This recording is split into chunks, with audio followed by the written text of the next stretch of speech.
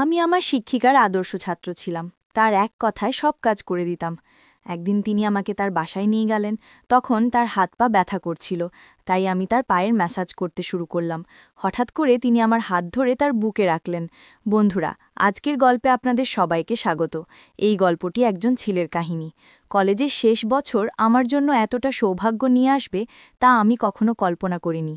কলেজের সবচেয়ে সুন্দর শিক্ষিকা আমার প্রেমে পড়লেন এবং কিছুদিনের মধ্যেই আমাকে এমন স্বর্গীয় সুখ দিলেন যা আমি কখনো ভাবিনি।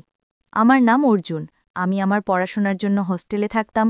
আমার বাড়ির আর্থিক অবস্থা খুব একটা ভালো ছিল না, তাই আমি যে কলেজে পড়তাম সেই কলেজের হোস্টেলেই থাকতাম। আমি ছিলাম খুবই মেধাবী এবং খেলাধুলায় ভালো ছিলাম। আমার একটি ভালো পরিচিতি গড়ে উঠেছিল, যা আমি আমার ভালো অভ্যেসের মাধ্যমে অর্জন করেছিলাম। যেমন আমরা পরিচিত হয়ে উঠি, তেমনি আমাদের শত্রুও বেড়ে যায়। আমার সাথেও এমনটাই হয়েছিল। কখনো কারোর সাথে আমার ঝগড়া হতো না, তবু কেশব নামে একটি ছেলে সবসময় আমাকে কোনো না কোনো বিপদে ফেলার চেষ্টা করত। কেশব ও তার দল ৫৬ জন মিলে একটি গ্রুপ তৈরি করেছিল। একদিন লেকচার শেষে ক্লাস থেকে বের হবার সময় একটি মেয়ের হাত থেকে তার বইগুলো পড়ে গেল। তাকে বিপদে দেখে আমি সাহায্য করতে এগিয়ে গেলাম, কিন্তু সে আমার ওপর অভিযোগ আনল যে আমি তাকে প্রপোজ করছি। আমার শিক্ষিকা সেখানে ছিলেন এবং সেই মেয়ে শিক্ষিকার সামনে মিথ্যে অভিযোগ করল। এই কারণে আমাকে হোস্টেল থেকে বের করে দেওয়া যেতে পারত, কিন্তু আমার শিক্ষিকা আমার পক্ষে কথা বললেন এবং সেই মেয়েটিকে ভালো করে বকাঝকা করলেন। শিক্ষিকা বললেন, তুমি মেয়ে, তাই তোমার মিথ্যে সহ্য করা হবে না। এমন কিছু করার সাহস আজ থেকে আমার সামনে নিও না। শিক্ষিকা মেয়েটিকে একটি ভালো শিক্ষা দিলেন। কিছুক্ষণ পরে আমাকে শিক্ষিকার কেবিনে ডাকা হলো। এই শিক্ষিকা ৪ দিন আগে অন্য একটি হোস্টেল থেকে এখানে এসেছেন। কেবিনে ঢুকে তিনি আমাকে বসতে বললেন এবং আমার নাম জিজ্ঞাসা করলেন। তিনি বললেন, অর্জুন, তোমার নামটা খুব সুন্দর। আমি এখানে নতুন এসেছি, কিন্তু তোমার শটটা আমার খুব ভালো লেগেছে। তারপর থেকে শিক্ষিকা যে কোনো কাজ হলে আমাকে বলে দিতেন এবং আমি সব কাজ করে দিতাম। একদিন শিক্ষিকার জন্মদিনে তিনি আমাকে তার বাড়িতে দাওয়াত দিলেন। রাত ৯টার পরে হোস্টেল থেকে বাইরে যাওয়ার নিষেধ ছিল, তাই আমি যেতে না চাইলে তিনি বললেন, তুমি ৬টায় চলে এসো, তোমাকে পরে হোস্টেলে পৌঁছে দেওয়ার দায়িত্ব আমার। তার এত অনুরোধে আমি সন্ধ্যায় তার বাড়িতে গেলাম। শিক্ষিকার বাড়ি খুব সুন্দর ছিল। তিনি নিজে গেট থেকে আমাকে নিয়ে গেলেন। তার বাড়িটি খুব পরিষ্কার এবং সুশৃঙ্খল ছিল। এতদিন পর আমি একটি পূর্ণাঙ্গ এবং সুন্দর বাড়ি দেখলাম। তার বাড়িতে প্রবেশ করার পর দেখি আমাদের ছাড়া আর কেউ নেই। জন্মদিনের কেক টেবিলে রাখা ছিল। আমি তাকে জিজ্ঞাসা করলাম, ম্যাডাম, আপনার বাড়িতে আর কেউ নেই? তিনি হেসে বললেন, না, আমি একাই থাকি। আমি জানতে চাইলাম, আপনার স্বামী কোথায়? তিনি বললেন, আমার বিয়ে হয়নি, আমি সিঙ্গেল থাকতেই পছন্দ করি। আমি তার কথায় অবাক হলাম। তার এত সৌন্দর্য থাকার পরও তার সৌন্দর্য উপভোগ করার কেউ নেই। সেই রাতে আমি তার বাড়িতে ডিনার করলাম। তার হাতের রান্নাও ছিল অত্যন্ত সুস্বাদু। কথা বলতে বলতে রাত ৯:৩০ হয়ে গেল। আমি ম্যাডামকে বললাম, এখন আমাকে যেতে হবে, অনেক দেরি হয়ে গেছে। ম্যাডাম বললেন, এখন এত তাড়াহুড়ো কেন? আরও কিছুক্ষণ থাকো। কিছুক্ষণ পরে ম্যাডাম তার রুমে চলে গেলেন। ভেতর থেকে তিনি আমাকে ডাক দিলেন।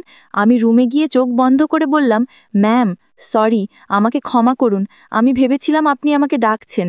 ম্যাডাম বললেন, অর্জুন, আমি সত্যিই তোমাকে ডাকছিলাম। আমি ভেবেছিলাম কেন কাপড় পরিবর্তনের সময় তিনি আমাকে ডাকলেন। তখন ম্যাডাম পেছন দিকে দাঁড়িয়ে বললেন, আমার ব্লাউজের হুক খুলতে আমার হাত পৌঁছাচ্ছে না, তুমি কি আমাকে সাহায্য করবে? তার কাপড় স্পর্শ করার সাহস আমার ছিল না, কিন্তু তাকে সাহায্য করা আমার জন্য গুরুত্বপূর্ণ ছিল। আমি তার ব্লাউজের হুক খুলে দিলাম এবং কাজ শেষ হলে রুম থেকে বের হয়ে এলাম। সেই রাতে আমি তার বাড়িতে থেকে গেলাম। সকালে আমি তার সাথে হোস্টেলে এলাম। আমার সব বন্ধুরা অবাক হয়ে দেখছিল যে আমি কলেজের প্রধান শিক্ষিকার সাথে এসেছি। আমার বন্ধুরা আমাকে জিজ্ঞাসা করছিল কেন আমি রাতে নিজের ঘরে ছিলাম না, কিন্তু আমি তাদের উত্তর না দিয়ে এগিয়ে গেলাম। কয়েকদিন কেটে গেল। এখন ৩ দিন হলো ম্যাডাম কলেজে আসছেন না। ৩ দিন পর তার ফোন এলো। তিনি বললেন, অর্জুন, আমাকে একটু সাহায্য করো। তার এক কথায় আমি দৌড়ে তার বাড়িতে গেলাম। সেখানে গিয়ে দেখি তার মুখ পুরোপুরি ম্লান। তিনি ঠিকভাবে হাঁটতে পারছিলেন না। আমি তার শারীরিক অবস্থা সম্পর্কে জিজ্ঞেস করলাম এবং জানলাম তার কোমরে মচকেছে।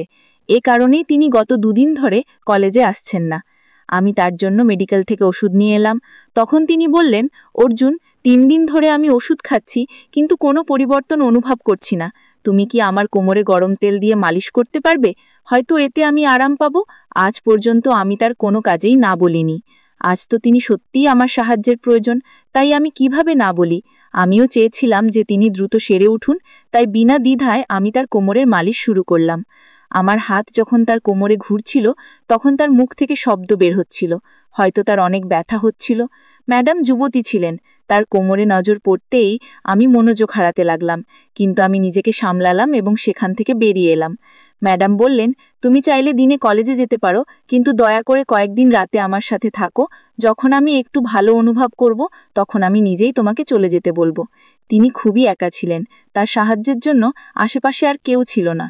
আমি সেখানে থাকবো কিনা এই নিয়ে চিন্তা করছিলাম। তখন ম্যাডাম বললেন, অর্জুন, সংকটের সময় আপনজনেরাই পাশে থাকে। আমি তোমাকে আপন ভেবে এখানে থাকতে বলেছি, কিন্তু যদি তোমার ইচ্ছে না হয় তাহলে কোনো সমস্যা নেই। ম্যাডাম খুবই দুঃখিত হয়ে পড়লেন। তখন আমি বললাম, ম্যাডাম, আমি আপনার আপনজন, আপনি একদম চিন্তা করবেন না। যতদিন আপনি ভালো বোধ করবেন না ততদিন আমি এখানে থেকে যাব। আমার কথা শুনে ম্যাডাম খুশি হলেন। রাতে আমি নিজেই তার বাড়িতে রান্না করলাম। গত 5 বছরে অনেক কিছুতেই অভ্যস্ত হয়ে গিয়েছিলাম। আমার হাতের রান্না খেয়ে ম্যাডাম খুব খুশি হলেন। তারপর তিনি আমার হাত ধরে হঠাৎ করে চুমু খেলেন। তার জন্য এটা স্বাভাবিক ছিল, কিন্তু আমার জন্য এটা একেবারেই স্বাভাবিক ছিল না। ঘুমানোর আগে আবার তার কোমরের মালিশ করলাম। মালিশ করে যখন আমি হলের বাইরে ঘুমাতে যাচ্ছিলাম তখন ম্যাডাম আমাকে থামালেন। তিনি বললেন, আজ তুমি আমার ঘরেই ঘুমাবে। রাতে যদি কোনো কিছুর প্রয়োজন হয় তাহলে আমি তোমাকে জাগাতে পারবো। তার বিছানায় তার পাশে ঘুমাতে আমার অস্বস্তি হচ্ছিল, কিন্তু সত্যি তার আমার সাহায্যের প্রয়োজন ছিল, তাই আমি সেখানে ঘুমাতে রাজি হয়ে গেলাম। ঘরের আলো নিভতেই আমি ঘুমিয়ে পড়তে লাগলাম। হঠাৎ আমি অনুভব করলাম কেউ আমার ওপর হাত বুলাচ্ছে। আমি চমকে উঠলাম এবং পাশের নাইট ল্যাম্পটা জ্বালালাম। আলো জ্বলতেই দেখলাম ম্যাডামের হাত আমার কোমরের কাছে দিয়ে যাচ্ছে। এটা দেখে আমি তার হাত সরিয়ে দিলাম। আমি বললাম, ম্যাডাম, এটা কি হচ্ছে? আপনি কি করছেন? তিনি বললেন, এখানে তুমি আমার ছাত্র নও, আর আমি তোমার ম্যাডাম নই। তোমাকে দেখে প্রতিদিন আমার তোমার কাছে আসার ইচ্ছে হয়, কিন্তু তুমি এই সুন্দর শরীর থেকে সবসময় সরে থাকো। তুমি পুরুষ নও কি? আমি বললাম, ম্যাডাম, আপনি আমার ওপর সন্দেহ করবেন না। আমি পুরুষই, কিন্তু আমি কখনো আপনাকে সেই দৃষ্টিতে দেখিনি। এতে তিনি বললেন, আমি সন্দেহ করি তুমি পুরুষ নও, তোমাকে তা প্রমাণ করতে হবে, তারপরেই আমি মানব যে তুমি পুরুষ। ম্যাডাম আমাকে উত্তেজিত করছিলেন যাতে আমি তার সাথে সময় কাটাই, কিন্তু আমি তা করব না। আমি স্পষ্টভাবে না বললাম।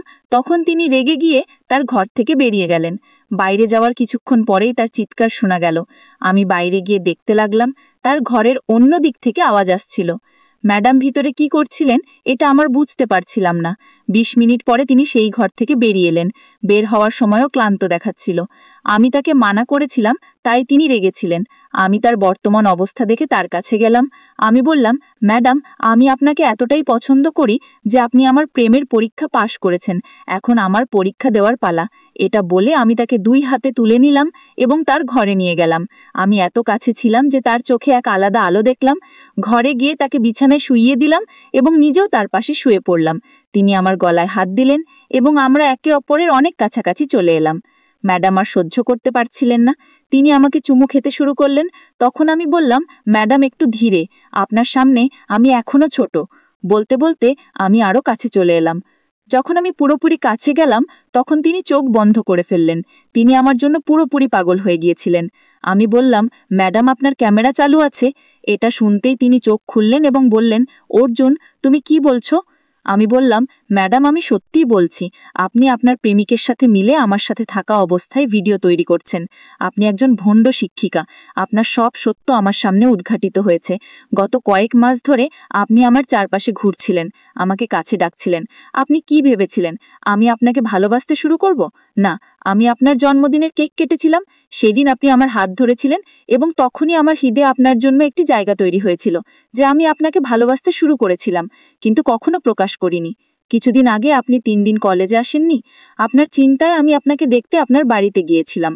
সেদিন আমি আমার ভালোবাসার প্রকাশ করতে চেয়েছিলাম, কিন্তু ভাগ্য কিছু অন্যরকম ছিল, সেটা আমার সামনে সব প্রকাশ করে দিয়েছে। আমি আপনার বাড়ির বাইরে একজন পুরুষের জুতা দেখেছিলাম, তখনই আমার সন্দেহ হয়েছিল। তাই আমি আপনার জানালায় উঁকি মেরে দেখলাম এবং আপনাকে আপনার প্রেমিকের বাহুতে দেখলাম।